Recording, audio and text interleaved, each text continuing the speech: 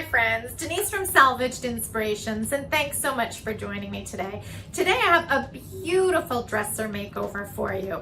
My sister and I found this dresser at our local thrift store selling for $19.99. Can you believe it? I wish I would find deals like this all the time. It's just fabulous. The dresser did require some work and I gave it a beautiful finish, and I'm going to be sharing the tutorial from start to finish with you today. So just let me get set up and I'll be right back. Let's start. Here's the fun part.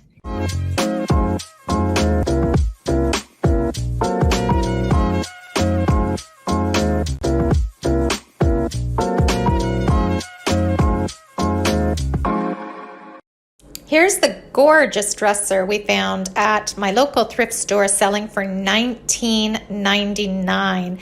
Now, I don't know what the prices are doing in your area at thrift stores, but here prices have gone through the roof. So this was really a steal of a deal. When I got it home and brought it down to my studio, I removed the 3 drawers and gave it a really good cleaning with White Lightning, which is a TSP substitute. There were some stickers adhered to the front of the drawer, so here's a really great quick tip on how to easily remove stickers and sticker residue. Use heat, whether it's from a hair blower, hair dryer, heat gun, to remove any of the price stickers or maybe children's stickers. I've had dressers that have had children's stickers stuck all over them. And in this case, I'm guessing this was from a retirement home because they had the labels on the drawers. So I used my heat gun to remove the sticker. And once the sticker was removed, I was left with a really sticky residue. So you can either go 2 routes. There's a chemical route, and I buy Goof Off. It's very, very strong. It does have a strong odor, but it takes sticky stuff and oils and any sort of mess off the dresser. What I actually prefer using is something that we all have in our kitchen, and that is oil. It can be olive oil, canola oil, avocado oil, just regular vegetable oil. It can be baby oil. It doesn't matter what you have on hand. I keep this little pump bottle of olive oil in my workspace, and just for this reason, if I have any sticky residue, I just plop a little bit or pump a little bit onto my shop towel and wipe it down, and it removes sticky residue beautifully. Now, the only thing is, after, you'll have the oil on your dresser, so you have to make sure you clean that off as well. So once the dresser was super clean and all the stickers were removed, I removed the original hardware. I wasn't sure if I was going to use it on this makeover or not, so I just tucked it away in a little container. Now it was time to repair the bubbling and missing veneer. A perfect tool to get in there to fix veneer, loose veneer, bubbling veneer, is this painter's utility tool. These are putty knives and are made for painters as they scrape paint off rollers. They can remove nails, they can gouge a piece, they can cut sandpaper, they open cans, they remove veneer, and more. These are like multi-tools that you can use for a variety of things. They are inexpensive. You can get them on Amazon, I don't know, probably anywhere between $5 and $7, but I actually get mine from the dollar store. So if you have a local dollar store, keep your eyes peeled for these because they are a fabulous tool to have in your workshop. You can see I'm using the sharp corner just to pry up this loose veneer, and then I'm using the blade portion to scrape it off. Once I had all the loose veneer off, I brought it into my sanding room and smoothed everything out with my Bosch orbital sander. Then, using Bondo, I filled in all the gaps, and I also filled in the original hardware holes because I wasn't sure what type of hardware I was going to use.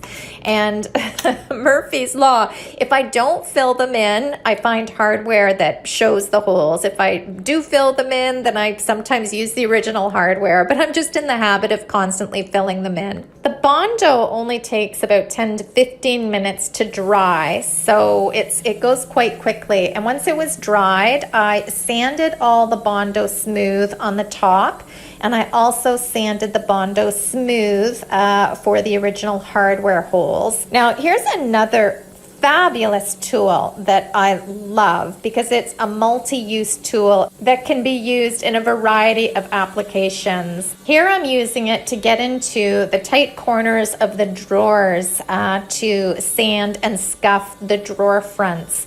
But this oscillating tool comes with a variety of blades. So it comes with obviously the sanding attachment, and it works perfect to get into tight spaces, tight corners, etc. The tools come with blades that you can cut metal, you can cut plastic, you can sand. Again, I have a Mastercraft brand from Canadian Tire, but I kind of wish I had the Bosch one. That's on my wish list, which I will link that in the description down below if you want to see which one I'm talking about. But again, these are great tools to have on hand if you're a furniture painter. Once all the Bondo was sanded smooth and I had scuff sanded the entire dresser, I brought it back into my paint room and gave it a once over with the tack cloth. I made a YouTube short video on tack cloth and how fabulous it is to remove all the dust, and I'll include that in a little card above and also in the description below. Now on to priming, and I prime to give my paint something to cling onto and also to block all the bleed through and staining, because these vintage pieces are known, they're notorious for bleed through staining. So I used my favorite BIN or bin shellac based primer. This does require ventilation because there is shellac, so there's an odor to it. But again, it's once you don't see any stain coming through this white primer after you apply it, you know you're 100% safe and you won't see any stain coming through the paint. So I just open it up, give it a stir. I use a little Dixie cup to pour it onto a paper plate, and then I apply it with a sponge roller. I have a full how-to tutorial on how to use this stain blocking primer, and I'll include the card above, and I'll also include the link down in the description below. I also wanted to mention that after you prime, sometimes you see little places that you've missed with the Bondo and or your wood fill, and I just wanted to add that you can apply wood fill after you have primed. I do it all the time. You can apply wood fill over your primer, then you just sand it down. And this is to fill in the little nooks and crannies that you may have missed, because I did miss some with Bondo, and they were very obvious to me once I primed.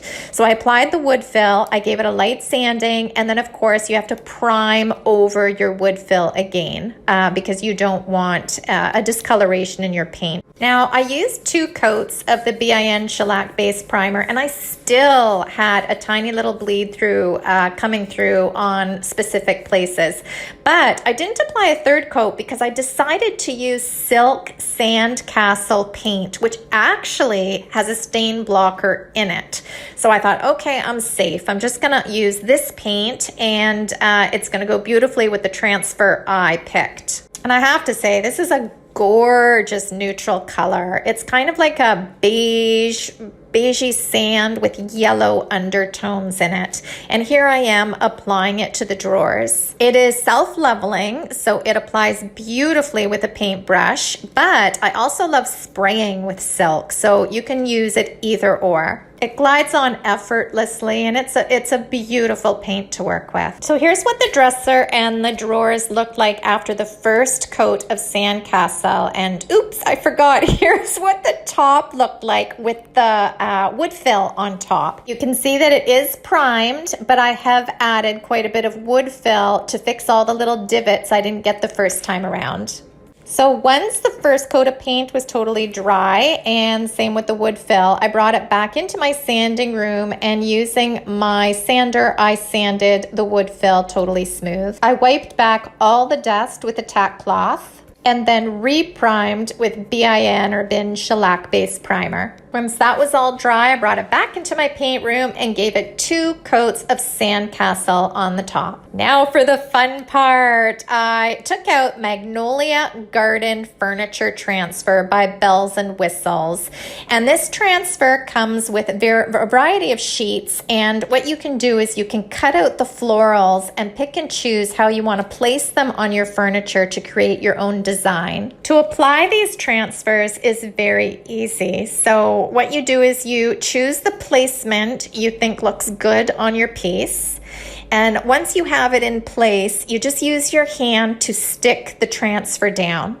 Then using the wooden stick, I'll just call it a stick or a craft stick or applicator stick that comes with these transfers, you just start rubbing it on. So you're actually rubbing the top sheet with this applicator stick, and you rub it on until the transfer starts loosening up and comes away from its backing. These drawers actually had a lip all the way around, but you can see that I am putting the transfer or the florals right over that lip. I'm also putting them over the crevices, the drawer, where the drawer will open and close, and I'll share how easy that is to do. So for this floral at the bottom of the dresser, I placed it where I wanted it, and then the largest flat part, I started rubbing, and then I started going on to the smaller detailed areas. So you use the corner of your stick to get into any crevices. And here you can see I'm kind of wrapping it around that lip and using the corner of the stick to get right in there so it wraps right around. And then I use the end of the stick to do the flat portion.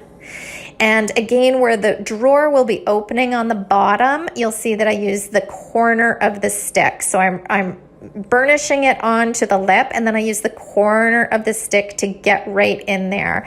So it ends up that once you kind of work your way around and down around all these little crevices, you end up with a perfectly seamless design once you pull it up. To cut the seam where the drawer opens and closes, so the design, the floral looks flawless, I use a craft knife and just cut it, and then use my finger just to smooth everything down. Again, I'm doing the exact same technique with this floral that's wrapping around the corner of the dresser, on the top of the dresser.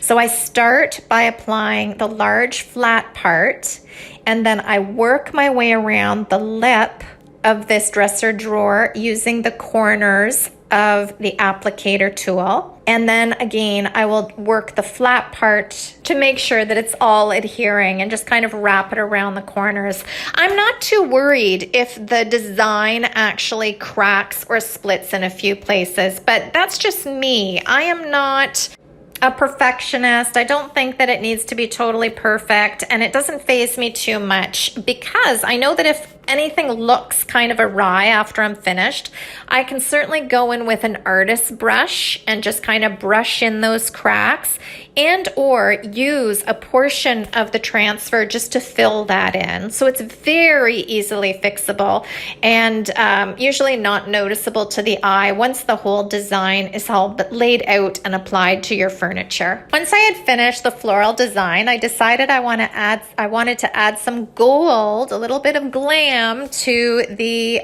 details on this dresser. So I used gold gilding wax and applied it with a brush. And I'm just going to leave you with one more quick tip in this video, how to burnish your transfers.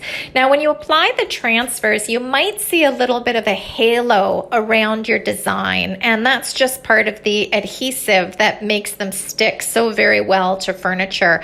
And all you have to do to get rid of this little halo is burnish the transfers on. And really, that's just burnish is a fancy word for just giving them a really good rub to smooth them down. So I just use an old t-shirt. Any sort of soft cloth will work. You can even use your finger if you just want to use your finger and give the edges of that transfer a good rub. And this will make sure that the whole transfer is burnished onto your piece and that little halo around your design will disappear. To finish the piece off, I added this brass Chippendale hardware, which really ties this piece together beautifully. And I brought it upstairs and staged it. And you want to hear something funny? After all the effort I put into creating this transfer design, I staged it, I did the photo shoot, I posted it on salvagedinspirations.com, all these beautiful after images, and then I started getting the comments rolling in saying, did you put the drawers in the wrong way? And lo and behold, I must have been so tired, the drawers went in the wrong way. My design was a little askew, but you know what? It still looks beautiful. I think it still looks fabulous. So here's the before and here's the after. So I hope you enjoyed today's tutorial and it's inspired you to try one of these techniques. If you found any value in the video, please give it a thumbs up or leave a comment down below. I love reading your comments and going through them. If you have any tutorial ideas you'd like to add in the comment section, I'm all ears because I'd love to hear what you guys are interested in seeing or hearing or learning, etc. Follow me over at salvagedinspirations.com where I have over 500 furniture painting tutorials teaching you how to make your furniture beautiful, and feel free to follow me on my socials as well. Until next time, have a beautiful day and a beautiful week, and I'll see you again soon. Bye guys.